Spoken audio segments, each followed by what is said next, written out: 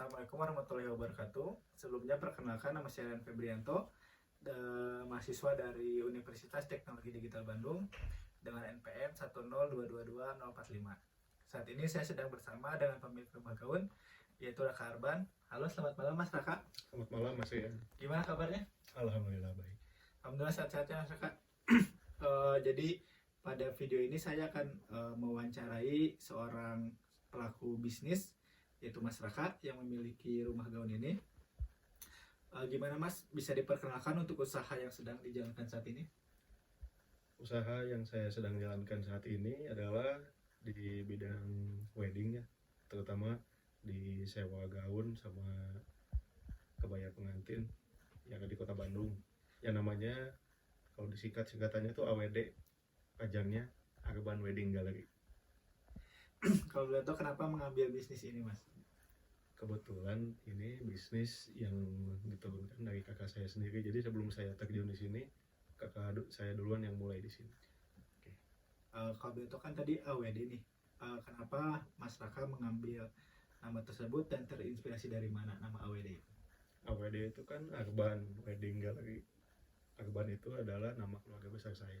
Oke. Gitu.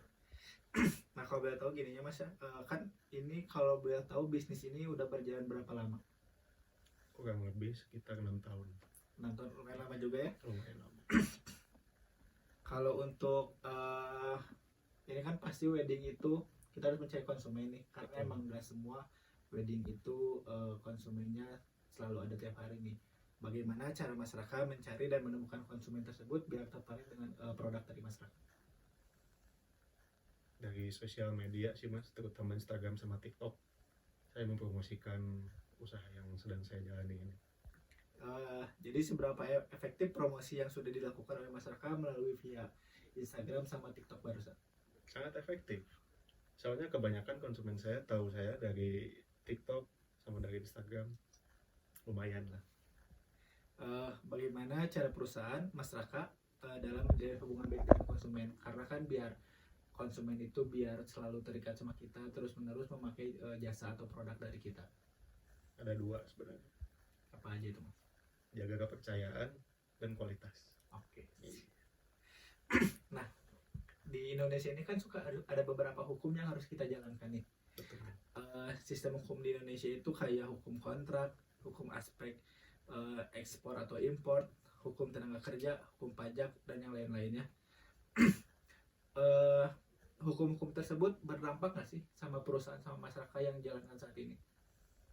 Sangat berdampak, terutama di bagian hukum tenaga kerja, perlindungan konsumen, sama hukum persaingan usaha. Kenapa? Bisa dijelaskan? Yang pertama, hukum ketenaga kerjaan. Saya kan di sini punya karyawan. Sebelum karyawan masuk kerja di sini tuh kan ada seperti perjanjian atau syarat-syarat yang harus dipenuhi. Baik contohnya kayak hak tenaga kerja harus seperti apa yang harus saya penuhi, dan apa larangan si hak tenaga kerja tersebut yang nggak boleh dilakukan di sini apa aja. Jadi mereka bekerja tapi ada perlindungan hukumnya. Oke. Terus yang kedua ada hukum perlindungan konsumen. Jadi setiap konsumen yang menyewa gaun atau kebaya di sini tuh ada perlindungannya seperti kepercayaan. Jadi apa yang misalnya konsumen udah percaya sama kita nih, nah, terus gimana caranya kita menjaga kepercayaan tersebut? Kita contohnya datang tepat waktu dan harus menjaga attitude lah, dan terutama kualitas dari gaun-gaun dan kebaya yang saya sewakan. Kalau dilihat kan ini gaunnya banyak banget nih. Gaun-gaun ini emang Mas sendiri yang buat atau emang Mas beli jadi dari supplier terus menyewakannya kepada konsumen? Ada beberapa yang disewakan, ada beberapa yang bikin, ada yang beberapa juga custom sesuai keinginan konsumen. Kan dalam proses pembuatan gaun, apakah Mas bikin sendiri atau emang ada tim yang membantu buat dalam satu gaun ini? Pastinya ada tim yang membantu. Sebenarnya kan pasti ada nih proses rekrutmen karyawan. Nah, apa saja persyaratan hukum yang harus dipenuhi oleh perusahaan dalam merekrut dan mempekerjakan karyawan?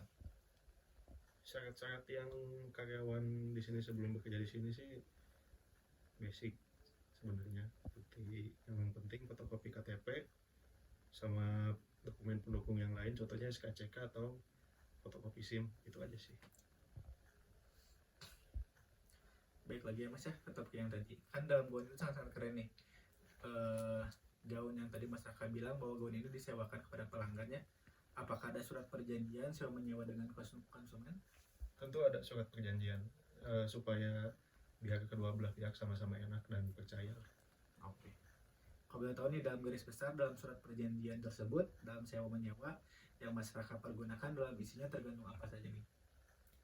Seperti apa, kebaya atau gaun yang ingin disewa, Ya. warna apa saja, tanggal, serta harinya, dan tempat.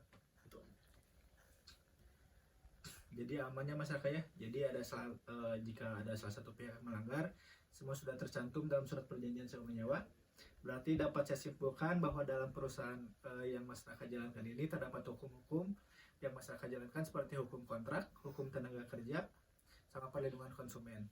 Terus dari proses rekrutmen juga harus ada berkas-berkas yang harus dipenuhi oleh calon karyawan, dan juga ada surat perjanjian antara perusahaan dengan customer yang harus dijalankan agar pihak yang terlibat merasa tenang dan aman.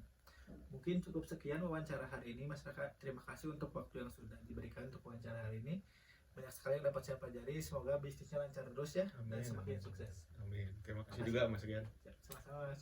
Cukup sekian wawancara untuk hari ini. Saya Ren Febrianto. Wassalamualaikum warahmatullahi wabarakatuh.